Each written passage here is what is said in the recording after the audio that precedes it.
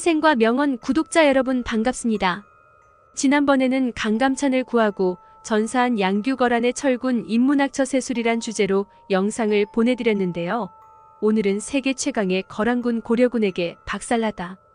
거란의 명장 소배압과 명군 성종 인문학처 세술이란 주제로 영상을 보내드리겠습니다.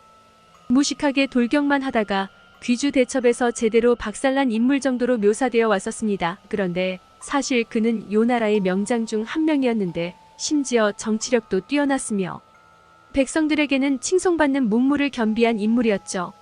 오늘은 이 소배압에 대한 이야기를 해볼까 합니다. 소배압 가문은 거란 황실의 외척이었지만 황실은 특이하게도 황후순륜시에서만 배출했습니다. 그러다 보니 모든 황제는 야율시였고 모든 황후는 순륜시였던 것이죠. 거란을 세웠던 야우라보기는 한나라의 황제였던 유방을 굉장히 흠모했는지 자신에게도 소와 같은 명제상이 나왔으면 하는 바람으로 순륜시를 소씨로 개성했고 이후부터는 소씨가 된 것입니다. 소배압의 정확한 출생 연도는 기록이 없어서 알 수는 없다고 하는데요. 다만 소배압 딸의 무덤이 발견되었는데 그 딸의 출생 연도가 970년 기록된 것으로 보아 소배압은 950년쯤에 태어났을 것으로 추측하고 있죠. 또한 그가 요사에 등장한 것도 968년 어릴 적부터 여러 전장에 출진해 많은 공적을 세우기 시작했습니다. 독특한 점은 소배압은 자신의 첫째 딸을 요 성종과 결혼을 시켜서 성종의 장인이 되었는데 성종의 여동생과 소배압이 결혼하면서 성종의 매제가 되기도 했으며 서로 이종사촌간이기도 했던 것이죠. 그리고 1차 고려거란 전쟁 때 고려에 쳐들어온 소손영 형이 바로 이 소배압입니다. 어쨌든 소배압은 거란에서 굉장한 권력가였으며 그의 영향력은 대단했을 것으로 보이죠. 이후 983년 거란의 성종이 황제로 즉위하면서 거란은 최전성기를 맞이하게 되는데요. 성종은 직접 토벌군을 이끌고 몽골의 조복을 공격했는데 이때 소배압이 함께 출전했고 그리고 소배압은 막대한 전공을 세울 수 있었고 전쟁에서 승리하는데 기여하면서 이후 성종의 신임도 받기 시작했습니다.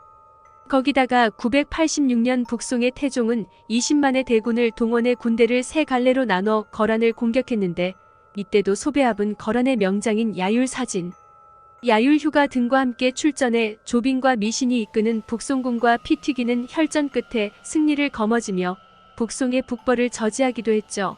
이때 쌓은 군공으로 인해 또 진급할 수 있었고 이후 수많은 병력을 이끄는 부대장이 되어 여러 지역의 원정을 다니기도 했으며 야율 사진과 함께 북송에 빼앗겼던 산서 지역 땅까지 다시 탈환하는 등 요 나라 서쪽 지역에 막강한 영향력을 행사했던 것입니다. 그렇게 요 성종의 신임을 받은 소배압은 이후 송나라 공격의 선봉장으로 남경통군사까지 되었죠. 이후 송나라는 거란에 대해 수비적인 모습만을 보여왔고 전장이 고착화되자 거란은 동쪽으로 눈을 돌리게 됩니다. 이미 예전부터 거란은 동쪽의 여진 부족들을 공격해 나가면서 점차 한반도 쪽으로 세력을 확장하고 있었는데요. 당시 고려는 압록강 일대를 차지하지 못하고 있던 상황이라 거란이 먼저 압록강 하류의 고려 침략을 위한 군사 기지를 세워버렸죠. 이후 요 성종이 소배압에게 고려 침략을 총괄하는 직책을 맡겼습니다. 그리고 993년 마침내 고려의 침략을 개시하게 되었죠. 1차 침공 때는 소배압 동생인 소손영이 선봉장이 되어 봉산 전투에서 고려군을 격파하고 신나게 고려 수도로 진격하다가 안용진 전투에서 고려군에 패배해버리고 말았습니다. 이후 서인은 소손영과 협상을 하게 되었는데 그렇게 거란은 고려에게 형식적인 사대의 예를 받을 수 있었고 고려는 강동 6주를 획득하면서 실리를 얻으며 1차 고려거란 전쟁은 끝이 났죠. 이때 소배압도 다시 거란으로 돌아갔는데 그곳에서 요 성종에게 부역법이나 여러 정치적 의견을 내놓았고 요 성종 역시 그의 의견을 많이 받아들였다고 합니다. 그만큼 그는 정치에 대한 이해도가 높았으며 외교적인 감각 역시 뛰어났다고 기록되어 있죠. 한편 1차 고려 침공으로 고려가 송과의 교류를 끊고 거란과 사대 관계를 맺자 거란은 다시 북송을 침공하기 시작했는데요. 소배압 역시 일군을 통솔해 북송에 쳐들어갔는데 당시 남경통 군사였습니다. 거란의 명장인 소달름이 정찰 중에 화살에 맞아 전사해버리자 소배압은 소달름을 대신해 남면의 행정을 전담하게 되었는데 요사에 따르면 그의 관대한 통치 덕분에 백성들이 그를 칭송했다는 기록이 있다고 하죠. 이후 전연에 맹이 체결되고 송나라는 거란에 매년 막대한 금액을 세패로 보내게 되었고 소배합은 또 이때 공을 인정받아 북부재상에까지 오르게 됩니다. 그야말로 소배합은 거칠 것 없이 승승장구했던 것이죠. 거란은 송과의 형제의 맹약을 맺고 나서 다시 고려로 눈을 돌리는데요. 거란은 고려에 내어준 강동 6주의 가치가 굉장히 크다는 사실을 알아챘고 다시 고려를 침략해 그곳을 빼앗아 올 기회를 엿보고 있었던 것입니다. 그때 고려에서는 한바탕 난리가 나는데 바로 고려 목종의 어머니였던 천추태후가 김치양과 관계를 맺고 낳은 아들을 목종의 뒤를 잇게 하려는 음모를 꾸몄고 이에 서북면 도순 검사 강조가 군사를 일으켜 천추태후와 김치양 세력을 없애고 목종까지 폐위한 뒤 대량원군 왕순을 옹립한 일이 벌어진 것이죠. 이에 거란은 강조의 정변을 구실로 삼아 강조의 죄를 묻는다며 40만 대군을 동원해 고려를 침공했습니다. 하지만 거란의 숨겨진 의도는 고려와 송나라의 교류를 완전히 차단하고 강동 6주를 다시 되찾으려는 목적이었죠. 그렇게 1010년 제2차 고려거란 전쟁이 발발했습니다. 이때 소배합은 총사령관이 되어 고려군을 격파해 나갔는데요. 마침내 고려의 개경까지 함락시키긴 했지만 고려의 명장 양규는 끊임없이 거란군의 후방을 공격하게 됐고 빼앗긴 곽주를 다시 재탈환하면서 거란군의 보급까지 끊어버렸죠. 그러자 당시 서경을 공격 중이던 소배합 요성종이 그 소식을 듣고 얼른 개경을 함락시켜 고려왕 현종을 사로잡아버릴 생각에 모든 병력을 이끌고 개경으로 진격하기 시작했습니다. 그리고 1011년 1월에 마침내 개경을 함락시켰고 현종은 남쪽으로 몸을 피한 뒤였죠. 하지만 거란군은 계속해서 양규, 김숙흥, 보량 등의 공격을 받아 피로도가 극에 달해 있었으며 이미 고려왕은 수만이나 떨어진 곳으로 피했다는 소식을 들은 요성종은 결국 고려왕의 추격을 포기하고 퇴각을 하기로 마음 먹습니다. 그렇게 거란군은 큰 피해만 입고 별 소득 없이 철군하고 말았죠. 비록 패한 전쟁이었지만 소배합은 이때의 전공을 인정받아 날른 군왕에 봉해졌으며 1013년에는 재상직까지 맡았고 3년 후에는 동평왕에 봉해지기까지 했습니다. 어릴 적부터 전장을 누빈 소배합은 어떤 위기도 없이 승진을 거듭해 마침내 왕의 위치까지 오르게 된 것이죠. 하지만 고려를 가만히 둘 수 없었던 거란군은 또다시 10만 대군을 만들어 고려를 침공하는데 이것이 바로 3차 고려거란 전쟁입니다. 이때도 소배합은 총사령관이 되어 고려로 침공했는데 이미 70살 정도나 되던 고령이었다고 하죠.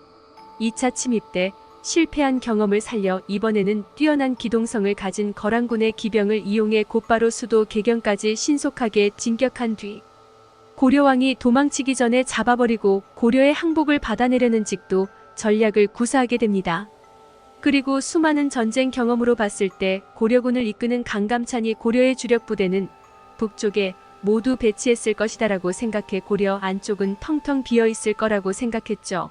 이후 흥화진 전투에서 고려군에 대패하긴 했지만 소배합은 기세를 잃지 않고 계속해서 개경을 향해 빠르게 진격했습니다. 고려군이 기를 쓰고 추격한다 해도 소배합은 현종만 잡으면 된다는 생각만 했던 것이죠. 흥화진 전투에서 막대한 피해를 입혔는데도 기세가 줄지 않고 빠르게 남하하자 강감찬 역시 당황하며 김종현에게 1만의 군사를 주고 얼른 거란군을 추격하려 명했습니다. 그리고 여기저기에 주둔하고 있던 고려군에 연락해 거란군을 정신없도록 계속해서 공격을 퍼부으란 명령을 보냈죠. 소배합이 현종을 잡기 전에 따라잡기 위해서 필사의 추격전이 벌어진 것이었습니다. 이 소식을 들은 현종은 2차 침입 때 개경이 불타버린 아픈 기억을 바탕으로 또다시 쳐들어온다면 도망치지 않고 항전한다는 생각에 과거보다 성문과 성벽 등을 더욱 강하게 보강했던 것이죠. 그리고 백성들을 다 개경 안으로 불러들인 뒤 적들이 식수와 군량 그리고 편히 쉴 집을 확보할 수 없도록 청야 전술을 펼쳤습니다. 그리고 현종이 도망치지 않고 결사항전하겠다는 뜻을 보이자 고려군뿐만 아니라 백성들까지 감격해 거란군을 무찌르자며 사기가 하늘을 찔렀던 것이죠. 그렇게 개경에 도착한 소배합은 앞에 펼쳐진 것은 보급도 없고 고려의 별동대가 계속해서 두들겨대는 데다가 심지어 수도 개경이 함락하기 어려워진 것입니다. 이에 소배합은 수하 장수인 야유, 호덕을 시켜 개경을 수비하던 고려군에 자신들은 이만 철수한다고 뻥을 치게 했고 자신도 병력을 철수시키는 척하면서 300여 명의 병사를 개경에 잠입시켰죠. 이후 개경의 방비가 소홀해지면 척후병에게 성문을 열게 하고 그렇게 개경으로 몰려들어가 함락시키는 작전이었습니다. 하지만 얼마 안 가 이 작전은 고려군에 간파되었고 미리 보낸 300명의 척후병들 역시 고려 기병대에 붙잡혀 죽고 말았죠. 이에 소배합은 그야말로 도간의 든쥐꼴이 되었는데 처음부터 그냥 개경으로 무작정 달렸기 때문에 보급도 이어지지 않았으며 병사들 말고는 아무것도 없이 고려의 영토 한가운데 덩그러이 고립되어 버린 것입니다. 1019년 2월 결국 소배합은 개경 공격을 포기하면서 퇴각하기로 결심했죠. 그런데 거란군이 다시 돌아가기 위해서는 반드시 귀주를 거쳐야만 했는데요. 그리고 그곳에서 고려의 운명을 둔 마지막 대회전을 벌이게 되죠. 소배합은 이 대회전을 예상이라도 한 듯 고려군을 보자마자 주저없이 그대로 달려들었고 치열한 혈전 끝에 거란군은 참패하고 말았죠. 거란군은 겨우 수천 명만 도망칠 수 있었으며 소배합 역시 갑옷과 무기도 다 버리고 겨우 목숨만 건진 채 요나라로 돌아갈 수 있었습니다. 그리고 수십 년간 이어온 그의 권세는 하루아침에 날아가 버리고 겨우 목숨만 부지한 채 돌아온 소배합을 본 요성종은 격분에 무슨 낯짝으로 살아 돌아 짐에게 왔느냐? 너의 얼굴 가죽을 벗겨 죽여버리고 싶다. 라고 소리쳤죠. 하지만 실제로 소배합은 죽이지는 않고 모든 관직을 빼앗아 버리고 근신을 명했습니다. 이후 1023년에 소배합은 다시 비왕에 임명되지만 그해 세상을 떠나게 되었죠. 그렇게 평생을 승승장구하던 소배합은 고려와 강감찬에 의해 모든 걸 잃어버린 채 쓸쓸히 사망했던 것입니다. 그런데 소배합이 당시 거란의 명장이었던 것처럼 요성종 역시 요나라의 최전성기를 이끈 요나라 역사상 최고의 명군이었는데요. 성종도 그렇고 소배합도 그렇고 둘 다 고려 외에는 모든 곳을 휩쓸고 다녔던 그런 대단한 인물들이었다는 것이죠. 다만 상대가 고려였던 탓에 요성종과 소배합은 고려를 3번이나 침공하고 오히려 극심한 피해를 입고 물러났던 것입니다. 소배합이 고려를 침공할 때 총사령관이 아니었다면 그는 평생 명예도 지키며 잘 먹고 잘 살았을 텐데 소배합 입장에서 고려는 철천지 원수일 것 같네요. 반대로 우리 고려군의 용맹함과 위대함으로 인해 고려를 지키게 된 것 같습니다. 인생과명원 유튜브 구독자 여러분, 오늘의 영상은 여기까지입니다. 이 영상이 도움이 되셨다면 구독과 좋아요, 알람 설정 부탁드립니다. 시청해주셔서 감사합니다. 계속적으로 역사와 인문학 그리고 명언 건강에 관한 다양한 영상을 보내드리겠습니다. 다음 영상에서 또 만나요.